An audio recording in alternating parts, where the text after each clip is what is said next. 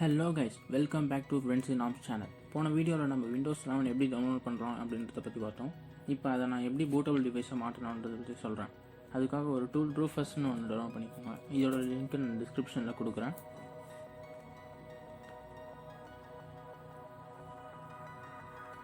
அப்படியே ஸ்க்ரால் பண்ணி வாங்க. இங்கே ரூஃபர்ஸ் 3.14 டவுன்லோட் கீழே இருக்கும், அதை கிளிக் பண்ணுங்கள். கீப் கொடுத்துக்கோங்க. அண்ட் டவுன்லோட்ஸில் இருக்கும், அதை கிளிக் பண்ணுங்கள். அண்ட் எஸ் கொடுத்துருங்க. இப்போ நான் எந்த பென்ட்ரைவ் இன்சர்ட் பண்ணல, ஸோ நான் பென்ட்ரைவ் இன்சர்ட் பண்ணுறேன். இன்சர்ட் பண்ணிட்டேன். இங்கே இருக்கும், இதுவும் அப்படியே கனெக்ட் ஆகிடுச்சு. 16 GB பென்ட்ரைவ் என்னோடது. இப்போ உங்களோட ISO file, Windows 11 ISO file select பண்ணிக்கோங்க. செலக்ட் பண்ணி ஓப்பன் கொடுத்துக்கோங்க. அண்டு இங்கே ஜிபிடின்னு இருக்கிறது எம்பிஆருக்கு மாற்றிக்கோங்க. வால் நேம் மாற்றணுன்னா மாற்றிக்கோங்க. நான் விண்டோஸ் 11 வச்சுக்கிறேன். அண்ட் ஆசிட்டிஸ் மற்றதெல்லாம் அப்படியே விட்டுருங்க. ஸ்டார்ட் கொடுத்துருங்க.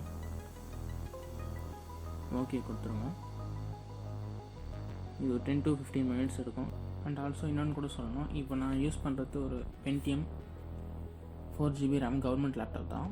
ஸோ இதில் நான் விண்டோஸ் 11 போனோன்னா கம்பேட்டபிள் இஷ்யூ வரும். இப்போ நீங்கள் i5 அந்த மாதிரி வச்சுட்டு இருந்தீங்கன்னா நீங்கள் ஸ்ட்ரெயிட்டாக அப்படியே பென்ட்ரைவை பூட் மெனு ஓப்பன் பண்ணி அதில் அப்படியே இன்ஸ்டால் பண்ணிக்கலாம்.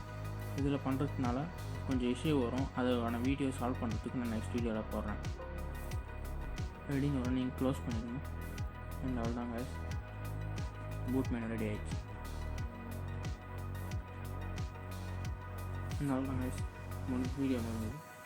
சப்ஸ்கிரைபு, லைக் அதெல்லாம் உங்களுக்கு பிடிச்சிருந்தா பண்ணுங்கள். கமெண்ட் மட்டும் எந்த மாதிரி வீடியோ போகணுன்னு மட்டும் சொல்லுங்கள். ஓகே பை, நெக்ஸ்ட் வீடியோவில் பார்க்கலாம். Take care.